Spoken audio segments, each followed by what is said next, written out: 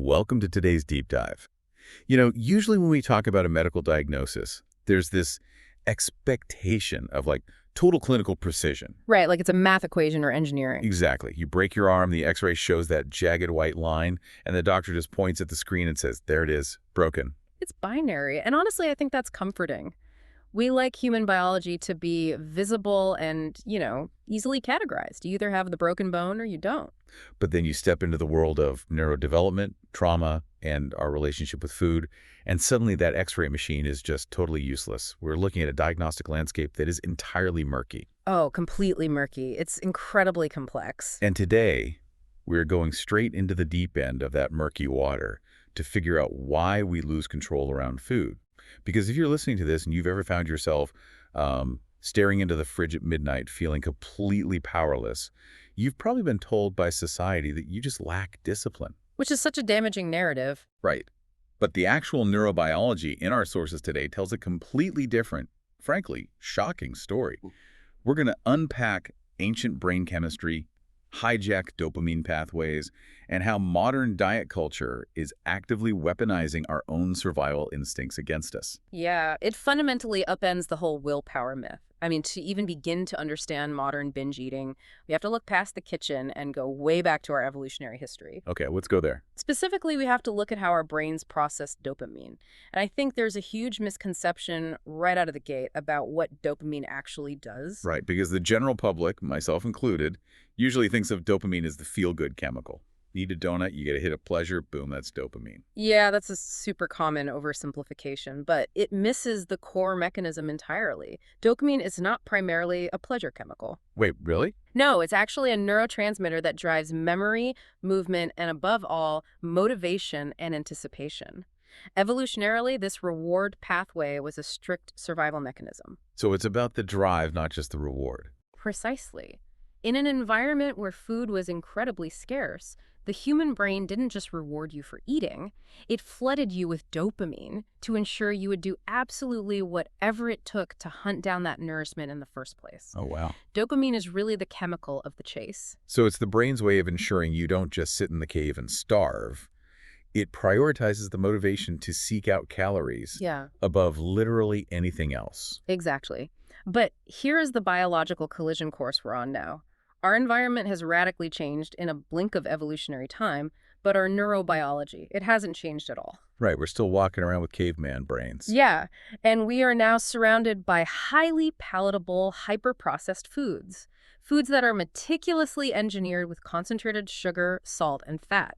So when we encounter these foods, they completely hijack that ancient reward system. They trigger a response that we just aren't built to handle. Exactly. They create an abrupt, massive dopamine dump that lights up the exact same neural regions as drug addiction.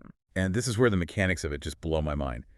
From what we read in the sources, it's not just about what happens when you actually eat the food. No, not at all. For people who are prone to binge eating, the neurological cascade starts way earlier, right? Yes, it's called the cephalic phase response.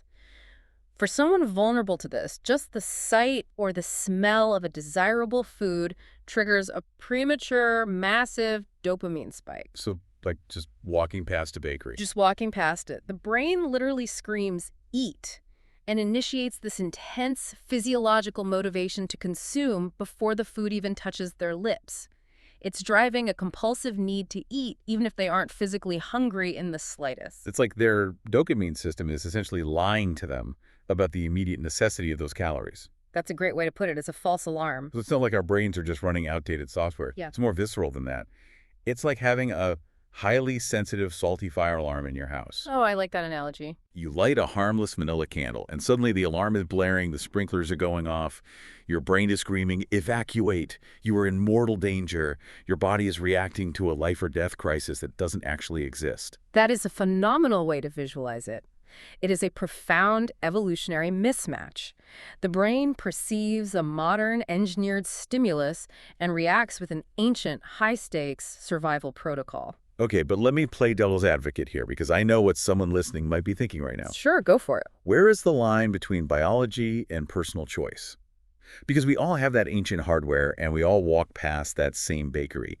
How much of this is truly hijacked chemistry versus someone just, having a bad habit of giving in to their cravings? It's a vital question, and it really comes down to understanding the clinical distinction between occasional overeating and a formal diagnosis of binge eating disorder, or BED. Right, because they are not the same thing at all. Not even close. I mean, most people overeat occasionally. You go to a massive holiday dinner, say Thanksgiving, you eat past the point of fullness and you feel physically uncomfortable. Maybe a little mentally sluggish, sure. Right. But you move on. The next day, your eating habits return to normal. It's a single event. It doesn't completely dominate your psychological landscape. A baseline eventually resets. Exactly. BED, however, is a severe chronic psychiatric condition. To put it in perspective, it affects an estimated 1.6% of adult women and about 0.8% of men. Which is a huge portion of the population when you really think about it. It is. And the threshold to meet the DSM-5 criteria isn't just about calorie counts. A person has to experience chronic, distressing binge episodes at least once a week for 3 months or more. Wow. And the defining hallmark of these episodes is a profound, terrifying sense of a complete lack of control. So it's not just, oh, I decided to have a second slice of cake. It's an altered state. It often involves a dissociative element, actually. The criteria require at least 3 specific behavioral markers. Things like eating at a highly accelerated pace, or eating until uncomfortably, even painfully full. And doing it when they aren't even physically hungry. Right. Plus, hiding the behavior out of intense shame and experiencing crushing disgust or depression afterward. There was a specific clinical baseline study from the source material that really anchored this for me. They looked at patients seeking treatment for BED. The average age was around 35. Their average BMI was nearly 36. But the staggering number was the frequency. Yeah, the frequency is what really illustrates the severity. They were experiencing an average of 4.76 objective binges per week. Nearly 5 times a week. Yes. If you're listening to this and thinking, well, I just need more discipline, you have to look at the sheer biological math of that. Willpower is a finite cognitive resource. Absolutely. It is absolutely no match for a condition where you are having nearly 5 episodes a week of feeling entirely disconnected and out of control of your own body. Because it isn't a failure of character, it is a neurological loop. And we really have to recognize that this lack of control isn't happening in a vacuum. It is heavily modulated by a person's emotional state. Which brings us to the psychological triggers. Right. If you look at the clinical data, there is a massive overlap between binge eating behaviors and mood disorders, like clinical depression or generalized anxiety. So how does that actually work mechanically? How does a panic attack or a depressive episode physically force someone into the pantry? It comes down to the interplay between stress hormones and dopamine. When you are experiencing intense anxiety or sadness, your body is flooded with cortisol. That's the stress hormone. And cortisol demands quick energy, right? Yes, it signals the brain that you are under threat. So the brain, seeking relief from that biochemical distress, subconsciously looks for a fast, reliable dopamine hit to self-medicate and soothe the nervous system. And food is just the easiest way to get that. Food is the most accessible, legal, and immediate source of that dopamine. So the binge is essentially an attempt to medically regulate a mood disorder. Exactly. It's a coping mechanism. But it is a devastatingly flawed one, because once the food is gone, that unnatural dopamine spike crashes abruptly. And what fills the void? The cognitive realization of what just happened, which triggers immense guilt, shame, and a renewed spike in cortisol. Which, from what I understand, usually leads the person to severely restrict their food intake the next day to try and make up for the binge. They think, okay, I messed up. I'm only having green juice today. Yeah, and that restriction drops their blood sugar, starves their brain of nutrients, and plunges them right back into a depressive, deprived state. And the cycle kicks off all over again. Exactly. But to truly understand why this cycle is so hard to break, we have to look at the environment these individuals are navigating. We have to talk about the biological impact of weight stigma and fat phobia. This is such a critical piece because society treats weight discrimination as a purely social issue, like it just hurts someone's feelings. But the science shows it is actually biologically damaging. Highly damaging. How does social stigma physically alter our appetite? It's a fascinating, albeit tragic, biological cascade. When a person experiences weight-based trauma or discrimination, whether that's from a doctor, a family member, or just media messaging, their body processes that social rejection as a profound survival threat. Wow, so the brain treats insults like a physical danger. Yes. This chronic psychological stress disrupts the endocrine system.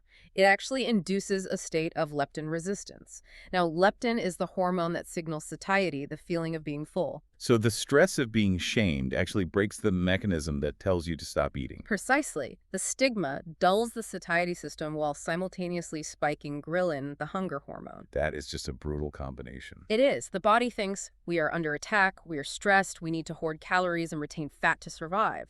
It is a literal biological response to social trauma. I always visualize this entire dynamic like a pendulum. Oh, that's a good way to look at it. Imagine your eating behavior is a heavy metal pendulum on a swing. When you restrict your food intake, whether you're crash dieting, fasting, or just trying to be good because society told you to shrink, it's like you are grabbing that pendulum and pulling it far to one side. And the more you restrict, the tighter and higher you pull it. Exactly. And you can feel the physical and psychological resistance building. That is a perfect physical representation of the biological tension.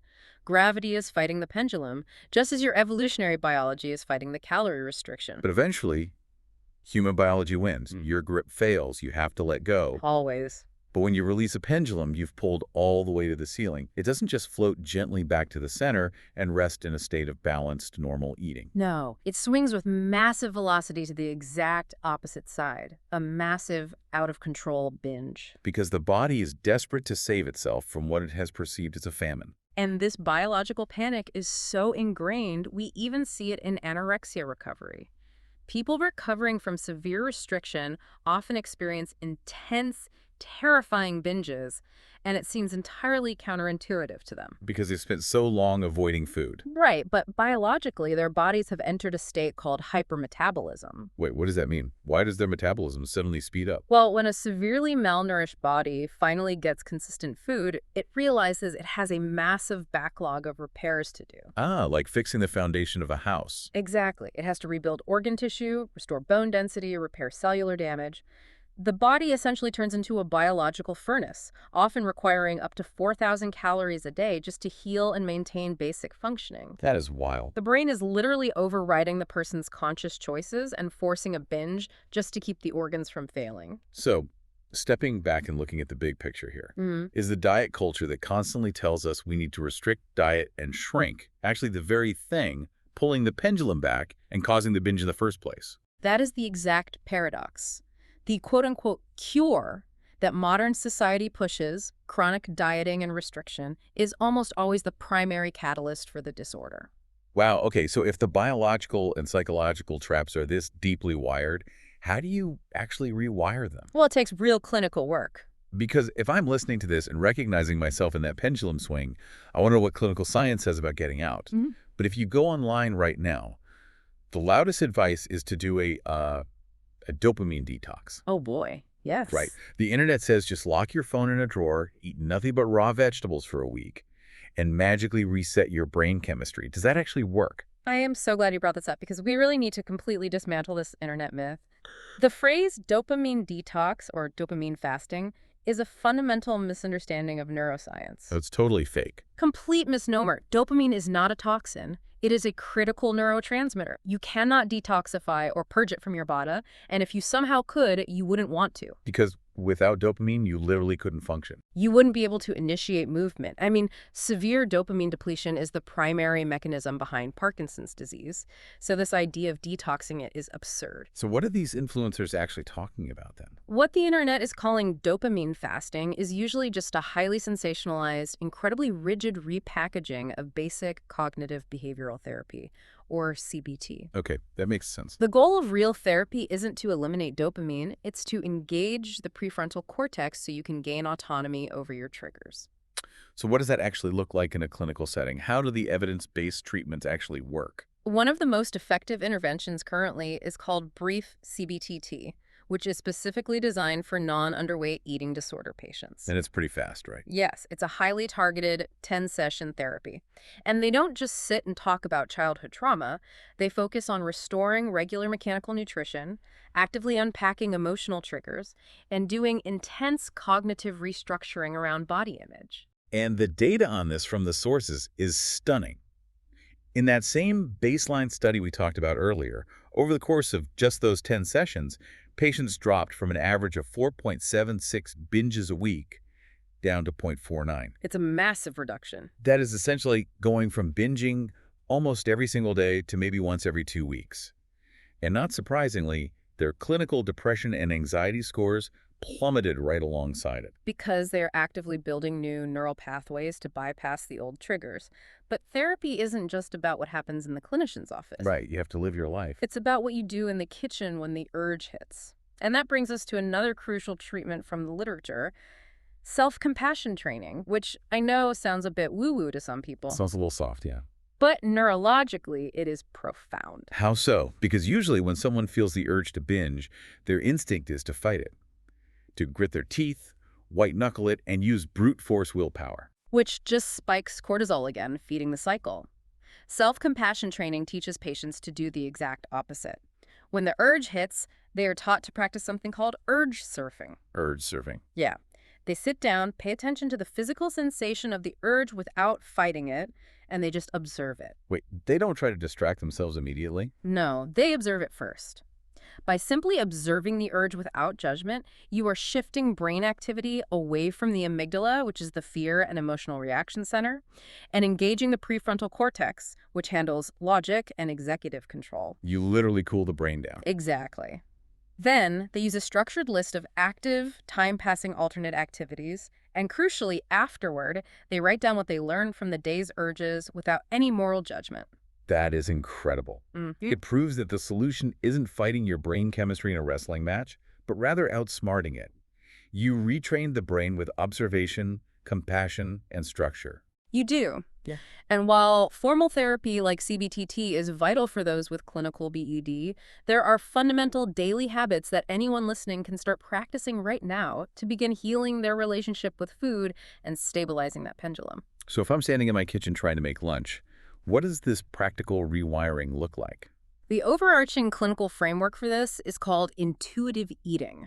Now, a massive warning here. Yeah, I know where this is going. Yeah, the multi-billion-dollar diet industry has completely hijacked this term. They've twisted intuitive eating into just another sneaky way to eat less. They say, like, just listen to your body and your body will intuitively want to eat tiny portions of kale. Exactly, and that is absolutely false. True intuitive eating is a total radical rejection of diet culture. So what is the first actual step? Because if your hunger cues are broken by years of dieting, you can't really trust your intuition yet, right? Exactly, which is why step one is actually highly mechanical, building regular, predictable eating patterns. You cannot stop a biological binge urge if your body is literally starving. So you need to signal to your ancient survival brain that the famine is permanently over. Yes. That means aiming for 3 solid meals and 2 to 3 snacks every single day at predictable intervals. So you have to lay down a steady baseline of calories. Right. This stabilizes your blood sugar and prevents those massive cortisol spikes. Once that baseline is established, you can move to step 2, which is learning to recognize internal versus external cues. And this is where we have to quiet the noise. Exactly. You have to ask yourself, are you eating or intentionally not eating because of an internal biological cue, like genuine physical hunger or a specific taste craving? Ooh. Or are you making food choices based on an external arbitrary diet rule, like I can't eat after 7 p.m. or carbs are off limits on my current plan? You have to systematically dismantle those external rules to even be able to hear what your internal biology is asking for. You do. And that perfectly sets up step 3, which honestly might be the most psychologically powerful part of this whole paradigm. Practicing food neutrality. Yes. Food neutrality is the practice of intentionally removing moral labels from everything you consume. Food is not good or bad. It is not clean or dirty. You are not a saint for eating a salad, and you are not sinning or cheating if you eat a cookie. Exactly. I want to break down the mechanics of this because I think a lot of people struggle with it. They think, come on, obviously a salad is better for me than French fries. Sure, it's a common stumbling block. But if we strip away the morality and just look at the biochemistry, it changes the whole picture. Let's use exactly that comparison. If we look at a side salad and a side of French fries neutrally, they both provide vital functional benefits to the human body. Okay, so the salad first. A side salad gives your body dietary fiber, water, and essential vitamins. And crucially, the fat in the salad dressing is functionally necessary because it allows your body to actually absorb those fat-soluble vitamins. Right, so it's a functional mechanism. But the fries aren't biologically evil either. Not at all. A side of French fries is incredibly functional. It provides dense carbohydrates, which your brain uses for immediate, fast-acting energy. People forget the brain needs carbs. It absolutely does. Plus, the potato provides essential B vitamins, vitamin C, and a significant amount of potassium, which is critical for muscle function. Both the salad and the fries provide functional nutrients that your body utilizes in different ways. It's like taking food off the moral pedestal. Hmm. If a French fry is no longer a sin or a forbidden cheat meal, it completely loses its psychological power over you. Exactly. The dopamine system doesn't have to freak out over it because it's always allowed. It just becomes a potato. Just a potato. I love that phrasing. And when it is just a potato, your prefrontal cortex can engage, and you can calmly decide if you actually want it rather than desperately craving it simply because diet culture told you it was forbidden. So, to wrap up this deep dive, if you're listening to this and you spent years fighting yourself over food, we want you to walk away knowing this. Losing control around food is not a failure of your character or your willpower. Not at all. It is a highly complex, deeply human collision of your ancient evolutionary dopamine pathways trying to keep you alive, clashing with the high-stress environments we navigate, and the severe biological trauma of modern diet culture. And I want to leave you with a final thought to really mull over. If our ancient hardwired survival mechanism is designed to force us to eat as much as possible whenever we sense a famine, Yeah. consider how our modern society's obsession with chronic dieting, calorie counting, and weight stigma might actually be tricking our brain chemistry into believing we are in a perpetual, lifelong state of starvation. That is a staggering thought. What if the very culture that is aggressively demanding we shrink is the exact thing keeping the binge cycle alive? Wow. What if the prescribed cure is actually the primary cause? Thank you so much for joining us for this deep dive. Remember that broken X-ray machine we talked about at the beginning? The diagnostic landscape of our relationship with food might be murky, but the neurobiology is finally showing us a clear path forward.